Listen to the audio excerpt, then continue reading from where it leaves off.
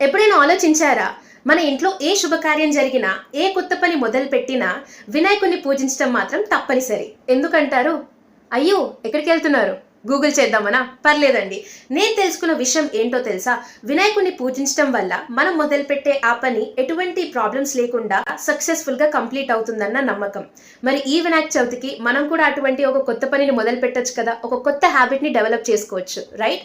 So, కొద్దిగా time తీసుకొని మన లైఫ్‌లో ఎటువంటి మార్పులు జరగాలనుకుంటున్నాం. మరి ఆ మార్పులు జరగాలి అనంటే మనలో ఏ మార్పు రావాలి అన్నది కూడా ఆలోచించండి. అందులో నుంచి ఒక్క సింపుల్ హ్యాబిట్ సెలెక్ట్ చేసుకోండి. ఆ సింపుల్ హ్యాబిట్‌ని ఈ వినాయక చవితికి స్టార్ట్ చేద్దాం.